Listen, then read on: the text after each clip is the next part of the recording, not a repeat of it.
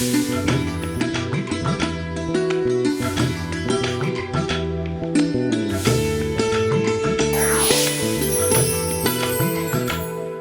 నమస్కారం. రైతు సోదరులకు, రైతు నేస్తం వీక్షకులకు స్వాగతం. నేను హనుమంత్. ప్రస్తుతం నేను ఆంధ్రప్రదేశ్ తూర్పుగోదావరి జిల్లా నిడదవోలు మండలం సెమిశ్రగూడెంకి రావడం జరిగింది. ఈ సెమిశ్రగూడెంలో ఒక సాఫ్ట్వేర్ ఉద్యోగిగా ఉంటూ దానితో సమానంగా ప్రకృతి వ్యవసాయాన్ని చేపట్టి దిగ్విజయంగా ముందుకు సాగుతున్న త్రినాథ్ జుజ్జవరపు గారిని కలవడానికి ఇక్కడికి రావడం జరిగింది. ఇప్పుడు మనం వారిని కలిసి వారి ప్రకృతి వ్యవసాయ విధానాలను, సాగు పద్ధతులను తెలుసుకుందాం. అలానే వారు ఏ విధంగా ఈ ఒక సాఫ్ట్వేర్ ఉద్యోగిగా ఉంటూ దాంతో ఈక్వల్గా ఈ ప్రకృతి వ్యవసాయాన్ని చేయడం సాధ్యపడుతుంది అనేది వారి మాటల ద్వారా తెలుసుకుందాం.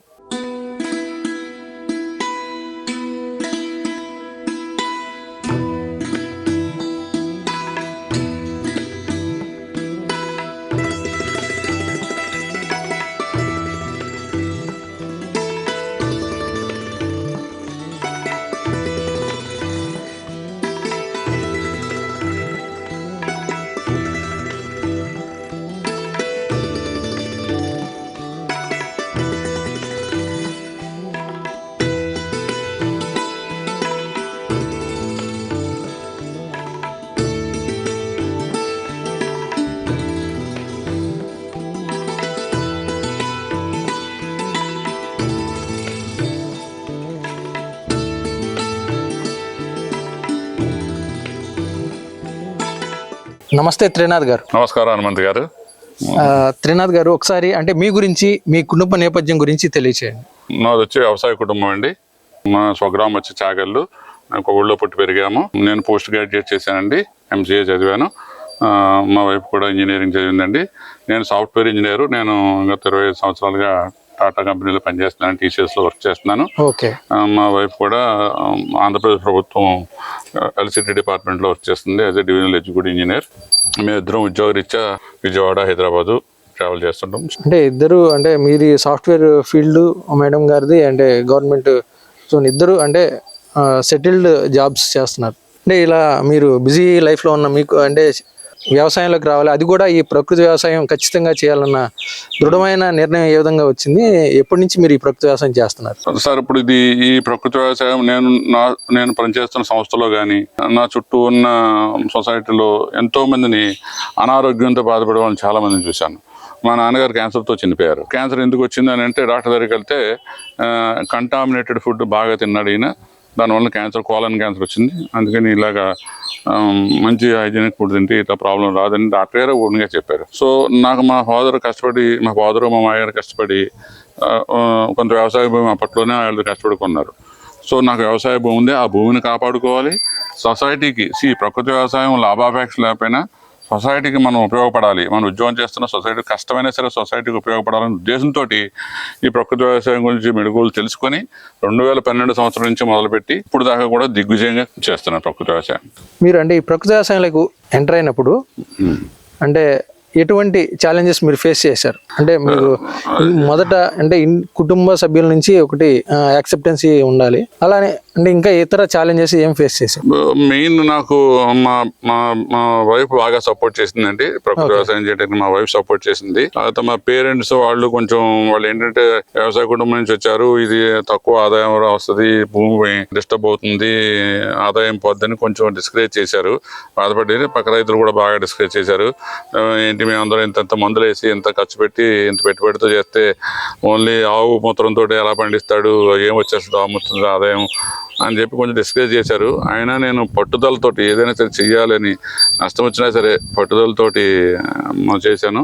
భూమిని సారవంతం చేసుకోగలిగాను. మొదట్లో మీకు అంటే దిగుబడి ఎలా ఉంది? మొదట్లో మరి ఒకేసారి భూమికి మనం ఇచ్చే బలాన్ని తగ్గించి నేచురల్గా ఇచ్చిన బలం కాబట్టి ఒక ఆయుర్వేద మందులా పనిచేస్తుంది కాబట్టి స్లోగా భూమి తీసుకుంది కాబట్టి కొంత దిగుబడి మొదట్లో తక్కువగానే వచ్చింది. అది మారడానికి, దిగుబడి మెరుగుపడడానికి ఎన్ని సంవత్సరాలు? 3 నుంచి 5 సంవత్సరాలు పడిందండి. కొద్దిగా మెరుగుపడుతూ మెరుగుపరుచుకుంటూ వచ్చింది. మేము ఈ ప్రకృతి వ్యవసాయ పద్ధతుల్ని బాగా అవలంబించుకొని డిసిప్లిన్ గా చేయడం వలన కొంచెం మెరుగుదల వచ్చింది. దిగుబడిలో కూడా రకాలను బట్టి కూడా కొంచెం దిగుబడి మారుతూ ఉంటుందండి. రకాలను బట్టి అన్ని నేను దేశవాళీ వెరైటీస్ వేస్తాను. దేశవాళీ వెరైటీలో కూడా రకాలను బట్టి వైట్ బియ్యం అయితే కొంచెం ఎక్కువ వస్తుంది, తెల్ల సన్న రకాలు అయితే కొంచెం ఎక్కువ రావచ్చు, కొంచెం నవారా ఇలాంటి ఇండిజియస్ వెరైటీస్ కొంచెం తక్కువ రావడానికి స్కోప్ ఉంటుందండి. అది ఓకే. అంటే ఇప్పుడు మీకు ఇక్కడ ఉన్న వ్యవసాయ భూమి ఎంత? ఇక్కడ నాకు 8 ఎకరాల దాకా ఉందండి. 7 ఎకరాలు 10 సెంట్లు తక్కువ 8 ఎకరాల దాకా ఉంది. దీనిలో మరి అంటే ప్రధానంగా అంటే ఏం పంటలు పండిస్తున్నారు? యాక్చువల్ గా ఈ పూర్వకాలం నుంచి మా మామయ్య గారు ఇక్కడ అందరూ కూడా చెరుకు తోట వేసేవాళ్ళండి. ఫస్ట్ చెరుకు తోట వేసినప్పుడు చెరుకు తోట అప్పుడు మా మామయ్య గారు రసాయన పద్ధతిలో చెరుకు తోట పండించేవారు. ఎప్పుడు పూర్వం బాగానే వచ్చే తర్వాత షుగర్ ఫ్యాక్టరీలు మూసేయడం వల్ల ఇంకా ప్యాడీకి చెరుకు తోటలకి బాగా అనువైన భూ వలన నేను ప్యాడీ ఎంచుకున్నాను. ప్యాడీలో అంటే ఏ రకాల మీరు అంటే అది కూడా అండి, ప్యాడీలో కూడా ఇప్పుడు అది కూడా పద్ధతి నేర్చుకున్నాను. ప్రకృతి వ్యవసాయం చేయటమే కాదు, ప్రకృతి వ్యవసాయం చేసినప్పుడు మనం పండించే బియ్యం అనేది కానీ దేశవాళీ రకాలు అత్యధిక పోషక విలువల రకాలను ఎంచుకోవాలి. ఎవరైనా సరే ప్రకృతి వ్యవసాయం చేసినప్పుడు అత్యధిక పోషక విలువల రకాలను ఎంచుకుని దాన్ని ప్రకృతి వ్యవసాయం పండిస్తే తిన్నవాడికి ఆ హెల్త్ బెనిఫిట్స్ అతని ఆహారాన్ని బట్టి కనపడుతూ ఉంటుంది. అతని జీవన విధానంలో మార్పులు గమనించగలుగుతాడు, డెఫినెట్ గా గమనించగలుగుతాడు. అతని జీవన విధానంలో మార్పులు, ఆరోగ్య విషయంలో మార్పులు గమనించగలుగుతాడు.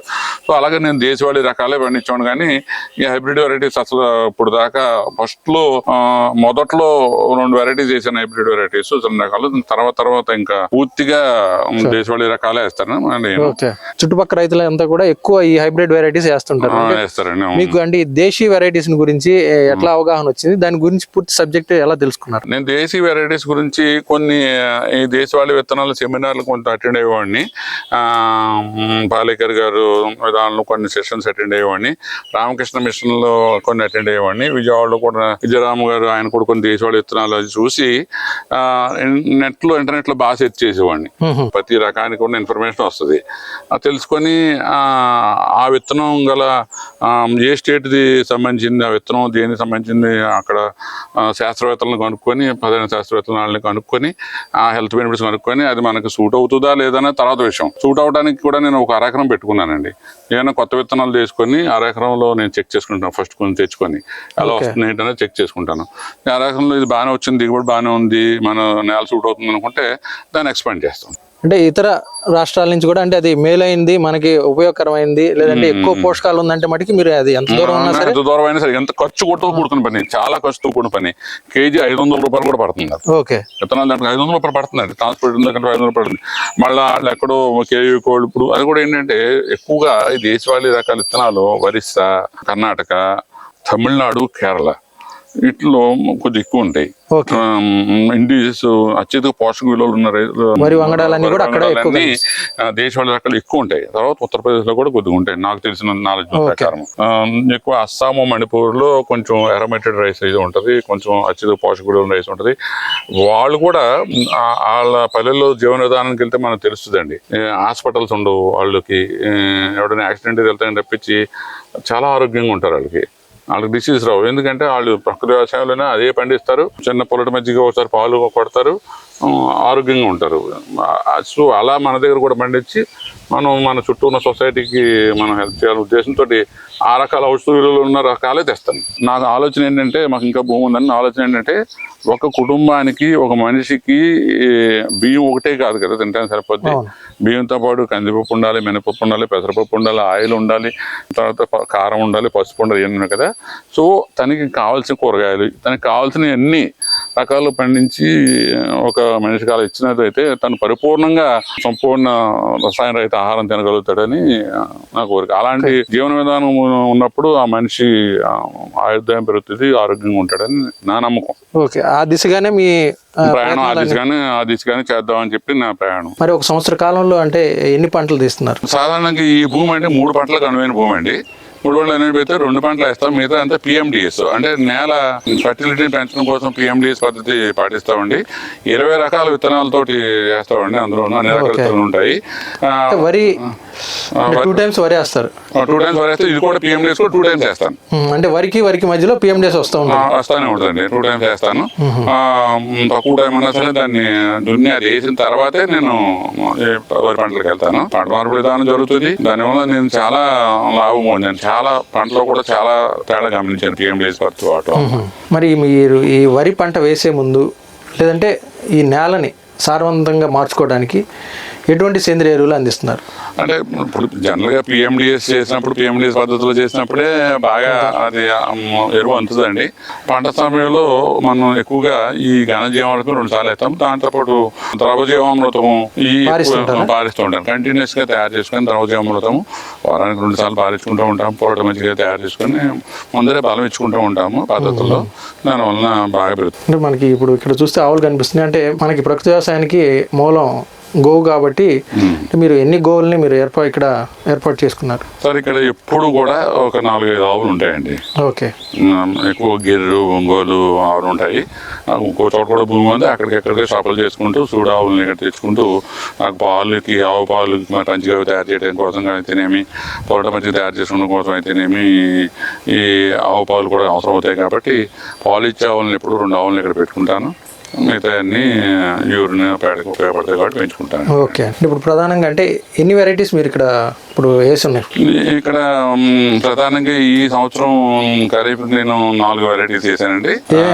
నేపాలీ చక్కువ అదేమో అది అస్సాం నుంచి తెచ్చామండి, నేపాలీ చక్కువ అని అదొక వెరైటీ. అండ్ తర్వాత కాలా నమక్ కిరణ్ అది ఉత్తరప్రదేశ్, ఈస్టర్న్ ఉత్తరప్రదేశ్ నుంచి తెప్పించామండి ఆ సీడ్స్ విత్తనాలని. అలాగే కోనా జోహా అనేది అస్సాం దేశీ వెరైటీ అండి, అదొకటి తెప్పించామండి. అక్కడ తెప్పించి ఒక 2-3 ఎకరాలు వేయడం జరిగింది. అలాగే మాపెళ్ళై సాంబా అది ఆరిజిన్ కేరళలో ఒరిజినల్ సీడ్ తెప్పించుకొని అది కూడా కొంత వేయడం జరిగిందండి. త్రినాథ్ గారు, మరి అంటే ఇప్పుడు మరి వరి అనేది ఏ విధంగా మీరు నాటు వేయించారు? ఇది మేము అడుగు గ్యాప్ తోటి శ్రీవారి పద్ధతిలాగానే అడుగు గ్యాప్ ఎటు చూసినా గ్యాప్ ఉండేలాగా మనుషులతో నుడిచ్చానండి. దానివల్ల ఏంటంటే కలుపు కొంచెం ప్రధాన సమస్య మాకు ప్రకృతి వ్యవసాయంలో. ఆ కలుపును తీయడం కోసం మిషన్ వాడదాం అని చెప్పి ఈ సంవత్సరం మిషన్ వాడామండి. గ్యాప్ ఉండడం వల్ల కూడా మీకు మిషన్ ఫ్రీగా తిరగడం జరిగింది. ఈ నెలకు సరిపడా మన ఇక్కడ డిపిఎం గారు తాతారావు గారు డిపిఎం గారు ఉన్నారండి, మా జోన్కి సంబంధించి ఆయన తూర్పుగోదావరికి ప్రభుత్వం తరఫున ఆయన ఇంట్రడ్యూస్ చేసి వాడమని చెప్పి ప్రోత్సహించడం మమ్మల్ని. నేను వాడానండి, బాగా డిఫరెన్స్ కనపడింది. ఇంకా దానికి ఇంప్రూవ్మెంట్స్ కావాలి, ఇంకొంటే ఇంకా కొంచెం పూర్తిగా మనుషులు అవసరం లేకుండా ఇంకా దానికి ఇంప్రూవ్మెంట్ ఉంటే ఇంకా బాగా ఎఫెక్టివ్గా మిగతా రైతులు కూడా ఉపయోగపడుతుంది. కలుపు ఒకటే ప్రధాన సమస్య అండి, మిగతా ఏం లేదు. అలాగే మరి అంటే ఈ పంట కాలంలో అంటే అంటే మీరు ప్రధానంగా ఈ మన పురాతన రకాలే వేస్తున్నారు. మరి అంటే దీనిలో ఏమన్నా సమస్యలు మీరు చూస్తున్నారు? అంటే పురుగు కానీ తెగుళ్ళు కానీ ఏదైనా దోమ ఉధృతిని ఏమన్నా చూస్తున్నారా? మొదట్లో ఏదో 3 నుంచి 3 ఏళ్ళ లోపల ఎప్పుడో మొదట చూసాం, కానీ తర్వాత అసలు నాకు అసలు 5 ఏళ్ళు ఏంటంటే 7 సంవత్సరాల నుంచి నాకు అసలు ఒంట్లో పురుగు కానీ దోమ కానీ ఎప్పుడు నేను గమనించలేదండి. నేను అయినప్పటికీ కూడా మా ప్రధాన పద్ధతులు తెగులు రాకుండా పొరటి మధ్య ఇంగువ కొట్టుకుంటూ ఉంటాము. తర్వాత ఏమో కషాయాలు కూడా పంచగేవ కొట్టుకుంటానండి, బలానికి కషాయాలు కూడా అగ్నాసులు నేనే తయారు చేసుకుని కొట్టుకుంటూ ఉంటాను.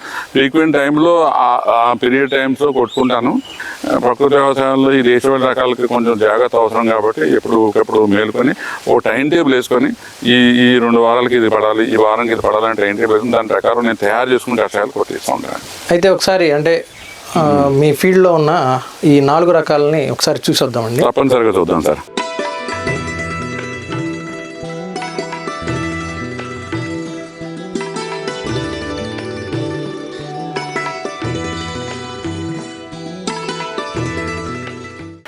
మీరు చూస్తున్న ఈ పంట వచ్చేసి నేపాలీ చక్కువ అండి.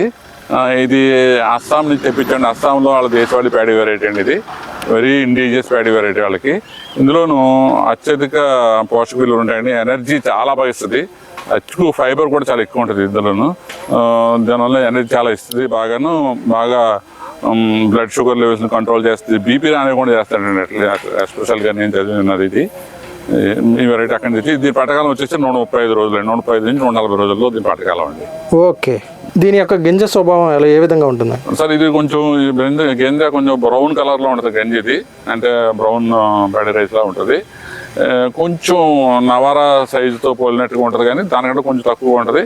తినడానికి బాగుంటుందని విన్నానండి బాగాను. నేను ఫస్ట్ టైం వేసాను కదా, చూసి చూడాలి.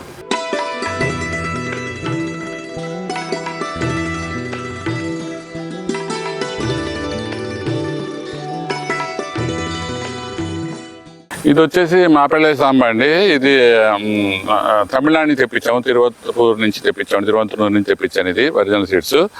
ఇది కేవీకే తిరువత్తపూర్ వాళ్ళు అరేంజ్ చేశారు, ఒక ఫామ్ ప్రొడ్యూసర్ గ్రూప్ వాళ్ళు అరేంజ్ చేశారు విత్తనం, ఒరిజినల్ విత్తనము. దీని పంటకాలం వచ్చేసి వాళ్ళు మామూలుగా ఈ మాపల్లె సాంబ 180 రోజులు అని చెప్తున్నారు, కానీ మరి నాకైతే వాళ్ళు చెప్పడం 160 రోజులకి వస్తాయని చెప్పారు వాళ్ళు.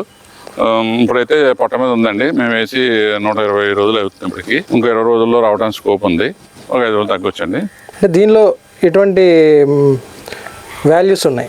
ఇది కూడా చాలా అత్యధిక పోషకాలు అండి. మెయిన్గా ఈ మాపల్లె సాంబ ఇద్దరికి కూడా పిల్లలు పుట్టడానికి బాగా ఉపయోగపడుతుంది అని చెప్పి గ్రంథాల్లో కూడా ఉందండి, చాలా మెన్షన్ చేసేది.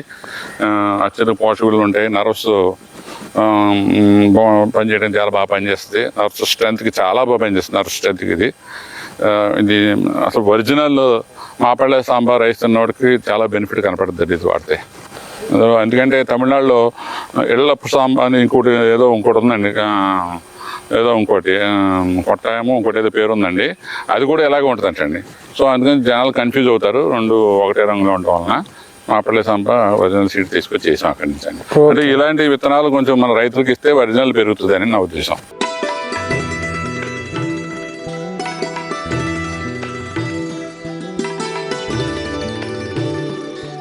ఈ వెరైటీ వచ్చేసి కాలనమ్మ కిరణ్ అండి. ఉత్తరప్రదేశ్ నుంచి తెప్పించాను. IARR సైంటిస్ట్ గారు ఇచ్చారు ఈ రైతు. ఇది అసలు హైట్ పెరగదండి, ఓన్లీ అడుగున్నర అంతే పెరుగుతుంది. ఇది పెరిగితే కానీ దుబ్బు బాగా చేస్తుంది. గింజ కూడా చాలా ఎక్కువ వస్తుంది, బాగా గింజ తయారవుతుంది. మంచి టేస్ట్ కూడా అండి ఇది. దీని యొక్క పంట కాలం ఎంత? ఇది కూడా 135 నుంచి 140 రోజులు వచ్చేస్తుందండి పంట. ఇది కూడా షార్ట్ వెరైటీ పడిపోదండి, కానీ ఎక్స్ట్రా వానాకాలం పంటలకి చాలా ఉపయోగం అండి. ఇది అసలు వానాకాలం పంటలకి చాలా ఉపయోగం ఇది కాలనమ్మ కిరణ్. పడిపోదు, గాలిదుమ్మలు వచ్చిన పడదు అని గట్టిగా ఉంటుంది, దుబ్బా చేస్తుంది. మంచి ఆరోగ్య పోషకాలు ఉన్న రైస్ ఇది. ఇందులో గ్లైసెమిక్ ఇండెక్స్ 46 నుంచి 50 దాకా ఉంటుందంట గ్లైసెమిక్ ఇండెక్స్. ఇందులో చాలా తక్కువ గ్లైసెమిక్ ఇండెక్స్ ఉన్న రైస్ ఇది. ఎటువంటి బ్లడ్ ప్రెషర్ని కూడా కంట్రోల్ చేస్తుంది ఈ రైసు. అసలు ఈ రైసు మానవుని బాడీలో తయారైన omega-6 omega-3 ఫ్యాటీ యాసిడ్స్ తయారు చేస్తుంది ఈ రైస్. ఇది అన్ని ఉంటాయండి ఇందులో పోషక విలువలు. వెరైటీ పేరు ఒకసారి చెప్పండి. కాలానమ్మక కిరణ్. ఇదేమో ఉత్తరప్రదేశ్ వెరైటీ అండి. ఉత్తరప్రదేశ్లో ఈస్టర్న్ సైడ్ నుంచి పండిస్తారంట దీన్ని.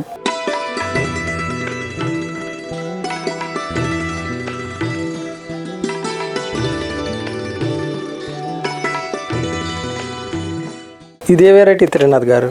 ఇది కోనా జోహా అని అస్సాం తెప్పించామండి. దీంట్లో ఈ రైస్ చాలా బాగుంటాయి, కానీ చాలా అత్యధిక పోషకాలు ఉంటాయి, కానీ ఈ పంటతో చాలా ప్రమాదం అండి. ఇది ఊరిని ఎదిగిపోతుంది, పడిపోయే లక్షణం ఉంది దీనికి. కొంచెం నవారలాగా స్టెమ్ చాలా సన్నగా ఉంటుంది, పడిపోయి ఉండదు. కొంచెం మందులు ఎరువులు తక్కువ వేయించుకొని పెంచుకోవాలి దీన్ని. దుబ్బు కూడా బాగా చేస్తాయండి. రైస్ కూడా చాలా బాగుంటుందండి. ఇది ఒక లక్షణం, చెడు లక్షణం ఏంటంటే పడిపోయే గుణం. అంటే అధిక గాలులు కానీ వర్షపాతం ఏదైనా గింజ బరువు కూడా పడిపోద్దండి. గింజ కూడా బరువు ఉంటుంది, ఇది బరువుకి కూడా పడిపోయే లక్షణం ఉంటుంది దీనికి. కానీ గింజ మనకు చాలా టేస్ట్గా ఉంటుంది రైస్ పట్టుకి. దీని యొక్క గింజ స్వభావం ఏ విధంగా ఉంటుంది? పంటకాలం ఎంత? ఇది కూడా 135 140 రోజులు అండి. ఈ గింజ కూడా చాలా సన్న గింజ అండి, బాగా సన్న వెరైటీ ఇది. ఇది దూదేశ్వర్ లాగా, చింతలూరు సన్నల్లాగా ఆ సన్నంలో ఉంటుందండి. ఇది టేస్ట్ ఎరోమా రైస్ అండి, ఎరోమేటిక్ రైస్ ఇది. దీనిలో ప్రధానంగా అంటే ఎటువంటి పోషకాలు ఉన్నాయి, ఏ విధమైనటువంటి ఆరోగ్యకరమైన ప్రయోజనాలు ఉన్నాయి? అసలు ఇందులో యాంటీ ఆక్సిడెంట్ చాలా ఎక్కువ ఉంటాయండి. ఇందులో షుగర్ రానివ్వదు, బీపీ రానివ్వదు, యాంటీఓసైనిస్ చాలా ఎక్కువ ఉంటాయి, తర్వాత యాంటీ ఆక్సిడెంట్ ఎక్కువ ఉంటాయి, ఫైబర్ చాలా ఎక్కువ ఉంటుందండి, omega-3 omega-6 ఫ్యాటీ యాసిడ్స్ ఉంటాయి ఇందులోను. అన్ని రకాల పోషక విలువలు ఉంటాయండి. ఇది ఇంచుమించు నల్ల రైస్తో సమానం అంత బలం ఇస్తుంది ఇది. మీరు ఇది అంటే ఈ సంవత్సరం వేసారా, ఇంతకు ముందు ఎప్పుడైనా? పరిశోధన పద్ధతుల్లో ఒక రకం సంవత్సరం వేసాను. లాస్ట్ ఇయర్, ఈ ఇయర్ కూడా వేసానండి ఈ పంట.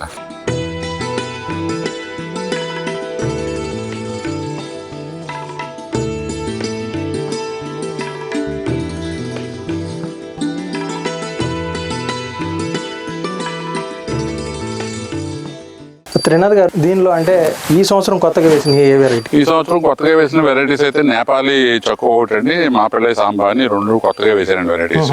అంటే ట్రయల్ వర్షన్ గా ఒకసారి వేసి మళ్ళా ట్రయల్ వర్షన్ గానే వేసాను ఇప్పుడు రెండును.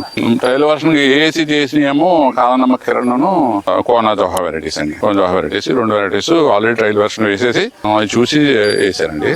ఈ రెండు కొత్త వెరైటీస్ తీసుకొచ్చి వేసానండి. అయితే ఏమంటే మీరు ఇంతకు ముందు మాటల్లో చెప్పారు అంటే వేరే డిస్టిక్లో కూడా మీకు ల్యాండ్ ఉంది, అది కూడా సాగులో ఉంది అని అంటున్నారు.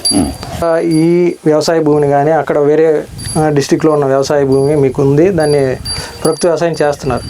మీరు ఇప్పుడు అంటే మీరు కానీ మేడం గారు కానీ మీ జాబ్స్లో బిజీ ఉన్నారు.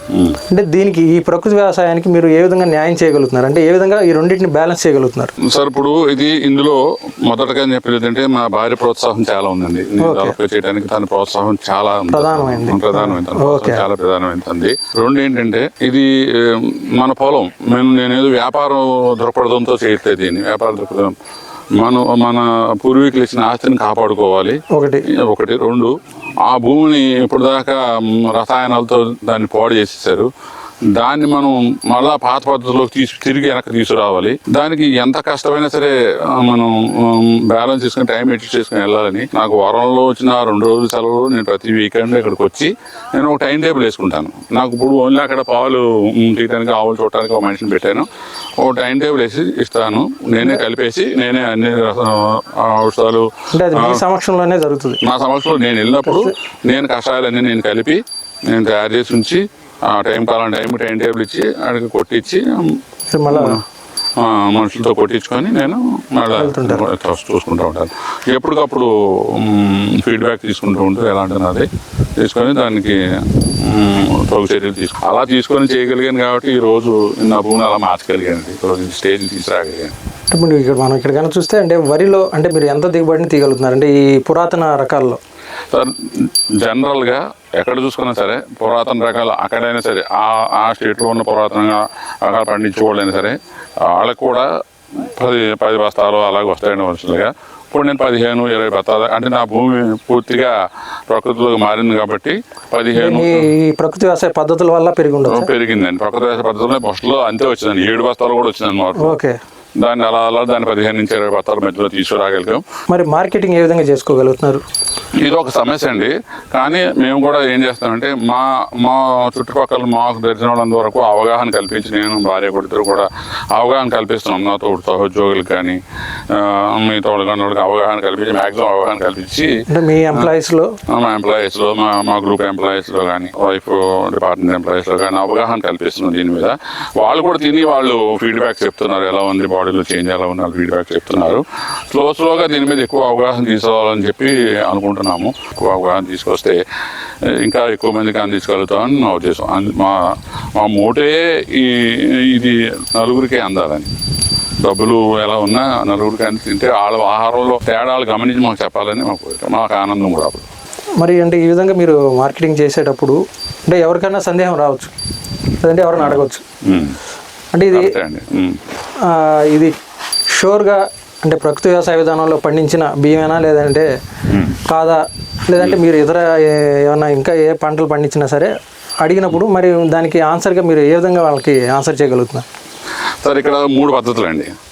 ఒకటి ఏంటంటే విత్తనం అథెంటికేషన్, సీడ్ అథెంటికేషన్ నేను పర్టికులర్గా ఆ పర్టికులర్ స్టేట్లో ఇప్పుడు ఈ మధ్యకాలంలో ఆ రాష్ట్రం వాళ్ళు ఆ స్టేట్ గవర్నమెంట్ వాళ్ళు వాళ్ళ ఓన్ సీడ్స్ని ప్రమోట్ చేస్తున్నారు, ఆథరైజ్డ్గా ఇస్తున్నారు సీడ్స్. యూనివర్సిటీ నుంచి అక్కడ నవారా కేరళ యూనివర్సిటీని తెప్పించాను, చెకప్ మాపిళ్ళ సాంబేమో Tamil Nadu KVK farmer producer group నుంచి తెప్పించాము ఆథరైజ్డ్గా అథెంటికేటెడ్గా.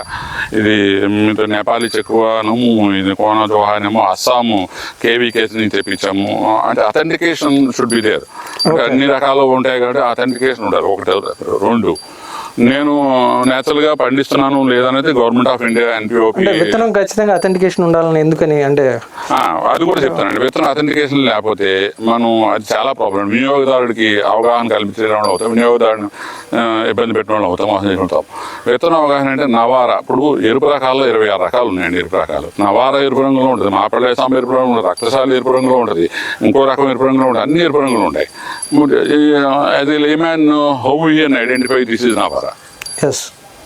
దట్ ఈస్ వెరీ, నేనేదో ఒకటి చేసి నవారైతే తిను నీకు మోకాళ్ళ నొప్పులు తగ్గిపోతాయి అంటే అతనికి పాపం అతను ఐడెంటిఫై చేయలేడు. సో అతను అప్పుడు ఏమనుకుంటాడు, నా ఏం తగ్గలేదు, ఇది డూప్లికేట్ అమ్మారు, లేదా ఇది అమ్మలేదు, తాను అవ్వలేదు అనుకుంటాడు. అది తప్పండి. అథెంటికేషన్ సీడ్ ఎవరైతే వాడతారో, రైట్ రైస్ ఎవరైతే వాడతారో వాళ్ళకి డెఫినెట్గా బాడీలో తేడా కనపడుతుంది. అది అథెంటికేషన్ వెరీ ఇంపార్టెంట్ అని నా ఉద్దేశం అండి, కంపల్సరీ ఉద్దేశం అది. అలాగే ఈ అథెంటికేటెడ్ తెచ్చుకుంటే ఇక్కడి నుంచి రైతులు ఎవరైనా అడిగితే ఇస్తాను సీడ్స్. ఆ సీడ్స్ వేసుకుంటే అది చేస్తే అందరికి ఇస్తే వైడ్గా వేస్తే డెవలప్ అవుతుంది, సీడ్ డెవలప్ అవుతుంది, అందరికీ ఒరిజినల్ సీడ్ వెళ్తుందని నా ఉద్దేశం. అదొకటి ఉండాలండి, సీడ్ అథెంటికేషన్ ఒకటి ఉండాలండి. రెండు, నువ్వు పండించే విధానం ఎలాంటిది, నువ్వు ప్రకృతి వ్యవసాయం చేస్తున్నావా లేదా అన్నది government of India NPOP certifications ఇస్తుందండి. వాళ్ళు వచ్చి వెరిఫై చేస్తున్నారు, ప్రతి సంవత్సరం 2 సార్లు వస్తారు. ప్రతి పంటకు వచ్చి సీడ్ ఎలా చేస్తారు, వాళ్ళ నామ్స్ ప్రకారం ట్రెంచ్ ఉందా లేదా, పక్క పొలానికి పొలానికి ట్రెంచ్ ఉందా లేదా, కషాయాలు ఎలా కలుపుతున్నావు, ఎలా చేస్తున్నావు, స్ప్రే చేస్తున్నావు, అన్ని ప్రొసీజర్ ఎలా ఫాలో అవుతున్నావు, ఎక్కడి నుంచి తెచ్చావు సీడ్, అన్ని ఎవ్రీథింగ్ చెక్కిట్టి మాకు వాళ్ళు సర్టిఫికేషన్ ఇస్తారు. అదొకటండి. మూడోది నా ఓన్గా చేశాను, ఖర్చుతో కూడుకున్న పని అయినా సరే, చాలా అధికమైన ఖర్చుతో కూడుకున్న పని. అంటే నేను పండించేందు వరకు ఓకే, నేను పండించాను, ఆ సర్టిఫికేషన్ చూపిస్తాను. అందరూ సర్టిఫికేషన్ చూపిస్తారు, నువ్వు చూపిస్తున్నావు, అది నమ్మకం ఏంటి, ఇంకో చోట వేయచ్చు కదా అని అంటాడు. అది కూడా అంటాడు. అప్పుడు నేను ఏం చేశానంటే, చాలా ఇది కూడా ఉంది కదా అని చెప్పి ఎన్ఏబిఎల్ ఎక్రిడిషన్ ల్యాబ్స్లో తీసుకెళ్ళి నా ప్రోడక్ట్, నేను పండించిన ప్రోడక్ట్ కూడా ఎన్ఏబిఎల్ ఎక్రిడిషన్ ల్యాబ్లో తీసుకెళ్ళి పెస్టిసైడ్ రెసిడ్యువల్ అనాలిసిస్ టెస్ట్ చేయించాను. ఓకే. మొత్తం అన్ని రకాల పెస్టిసైడ్ రెసిడ్యువల్ అనాలిసిస్ టెస్ట్ చేయించాను. ఆ రెసిడ్యువల్ అనాలిసిస్ టెస్ట్ చేయడం వల్ల ఏమొచ్చిందని నాకు అన్నీ కూడా 0 కెమికల్స్ అని వచ్చింది. I'm very happy.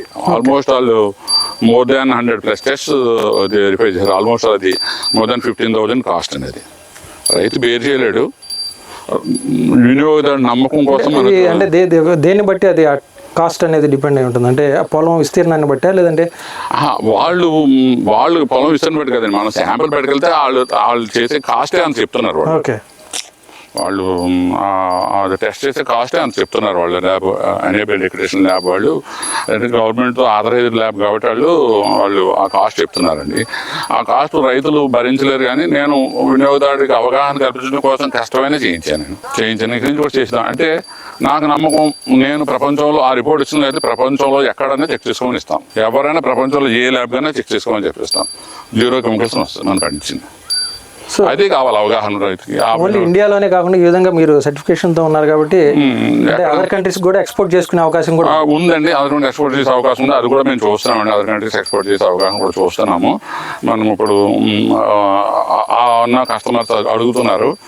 అంటే మీరు చెప్పే మాటలను బట్టి, అంటే మీరు చెప్పకపోయినా అర్థమవుతుంది, అంటే మీరు చేస్తున్న జాబ్లో కంటే ఈ వ్యవసాయంలో, ఈ ప్రకృతి వ్యవసాయంలో అత్యధిక సంతృప్తిని పొందుతున్నట్టుగా అర్థమవుతుంది. అంటే జాబ్లో అదో తృప్తి అండి. మనం జాబ్లో అక్కడ కూడా చేస్తాం, అదో తృప్తి. ఇక్కడ వ్యవసాయంలో ఏంటంటే ఆ కష్టాలని మనం చేస్తూ ఏదో ఒక సర్వీస్ చేస్తున్నాం మనకన్నా తృప్తి చాలా ఎక్కువ ఉంటుందండి.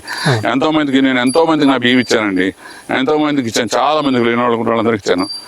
అందరూ కూడా ఎవరోని సేయింగ్ దట్ నాకు ఇది చాలా బాగుపడింది, చాలా బాగుంది, నాకు మళ్ళీ పంపించారనదు, మళ్ళీ చేయదనదు, మళ్ళీ పంపించాను రెగ్యులర్ అడుగుతున్నారు. అది తెచ్చుకోగలిగాను. కాకపోతే నేనే టైంకి అందివ్వలేకపోతాను. నాకు జాబ్ రీచ్ కొంచెం కష్టం ఉంటుంది, టైంకి అందివ్వలేకపోతే సమస్య ఉంది. అది కొంచెం నెమ్మదిగా అది ఎవరో ఒకరు సహాయం తీసుకొని చేద్దామని అనుకుంటున్నాను. అడుగుతున్నారండి. ఆ తిన్నవాళ్ళు ప్రతి వాళ్ళు నాకు వెనక్కి వస్తున్నారు. తిన్నవాళ్ళు నేను ప్రతి ప్రోడక్ట్ తవుడు కూడా ప్రాసెస్ చేసి ఇస్తాను. తవుడు కూడా నేను తవుడు కూడా కొనుక్కెళ్తాను. తవుడు కూడా దేని గురించి తీసుకెళ్తున్నారు అంటే దాంట్లో B12 విటమిన్ పర్మనెంట్ తోడు B12 విటమిన్ ఎక్కువ ఉంటుంది. తవుడు ఎనర్జీ ఆయిల్లో, మరి ఉన్న ఆయిల్లో తవుడు ఆయిల్ చాలా మంచిది కదండి. అది కూడా చాలా మంచి ఆయిల్ కదా. అందులో మనం మందులు వేయకుండా పండించిన ఆయిల్ అది. తవుడు కూడా పట్టుకెళ్తున్నారు వాళ్ళు. బాగా కావాలని మరి పట్టుకెళ్తారు. వాళ్ళ ఆహారంలో యాడ్ చేసుకొని సున్నుండల కింద చేసుకుంటున్నారు. తవుడిని కొంచెం పిండి కలుపుకొని సున్నుండల కింద యాడ్ చేసుకుని తింటారు. చాలా హైయెస్ట్ ఎనర్జీ వస్తుంది దానికి. అసలు మా తవుడు అసలు రాదండి, చాలా తక్కువ. కొన్ని బియ్యం నేను ఆడిచిన కొంత పౌడర్లాగా వస్తే ఆ తవుడంతా నేను పోగు చేసి అన్ని రకాల తవుడు పోగు చేసి శుభ్రంగా క్లీన్ ప్రాసెస్ చేసి ఇస్తూ ఉంటానండి. చాలా తక్కువ, అతి తక్కువ వస్తుంది తవుడు. అంటే ఎక్కువ పాలిష్ పట్టరు, ఆ పట్టిన లైట్ పాలిష్ కూడా ఆ తవుడు కూడా తీసుకొని అసలు ఈ దేశీ రకాలు ఎరుపు నలుపు అయితే అసలు పాలిషే పట్టం. ఓకే. ఈ తెలుపు రకాలు కొంతమంది తెలియలేక అడుగుతున్నారు, వాళ్ళ కోసం పాలిష్ పెడతాము. సో పాలిష్ అసలు యాక్చువల్ దాంతో తినాలి. ఆయిల్ ఈ కోనా జోహా అండి, మీరు నమ్మరు, కోనా జోహా నేను ఇది ఆడిచ్చిన బ్రౌన్ రైస్ ఆడిచ్చానండి. ఆయిల్ దాని నిండా తలతల మెరిసిపోతుంది గింజ ఆయిల్కి, అంత ఆయిల్ ఉంటుంది దాంట్లో, చాలా ఆయిల్గా ఉంటుంది అది రైస్. అదే కోనా జోహా రైస్ బ్రౌన్ కలర్ ఉంటుంది కదా, చాలా ఆయిల్గా ఉంటుందండి. అది చాలా హెల్త్ బెనిఫిట్స్ అండి. అసలు ఆయిల్ లోనికి వెళ్తాం ఎంతో మంచిదండి. అసలు ఏమైనా చేప ఆయిల్ తిన్నట్టేనండి అది కూడా. ఓకే త్రినాథ్ గారు, అంటే ఈ గ్రామంలో ఉన్న మీ వ్యవసాయ క్షేత్రాన్ని గురించి వివరిస్తూ అలానే మీ సాగు పద్ధతులను కూడా వివరించారు. అలానే మనం అంటే మీరు కనుక సమయం వెచ్చించగలిగితే మనం తప్పకుండా ఇతర జిల్లాలో మీ వ్యవసాయ భూమి ఇంకొక ఫీల్డ్ ఉందన్నారు, దాని ఇన్ఫర్మేషన్ కూడా రైతు సోదరులకు అందించే ప్రయత్నం చేద్దామండి. తప్పనిసరిగా వెళ్దాం సార్. ఓకే అండి, థ్యాంక్ యూ అండి. నమస్కారం సార్. ఈ వీడియో మీకు నచ్చితే లైక్ చేయండి, ఇతరులకు షేర్ చేయండి. వీడియోపై మీ అభిప్రాయాన్ని కామెంట్ రూపంలో తెలపండి. మరిన్ని వ్యవసాయ వీడియోల కోసం రైతు నేస్తం యూట్యూబ్ ఛానల్ ని సబ్స్క్రైబ్ చేయండి. పక్కనే ఉన్న గంట సింబల్ నొక్కి నోటిఫికేషన్స్ ద్వారా తాజా వీడియోల సమాచారం పొందండి.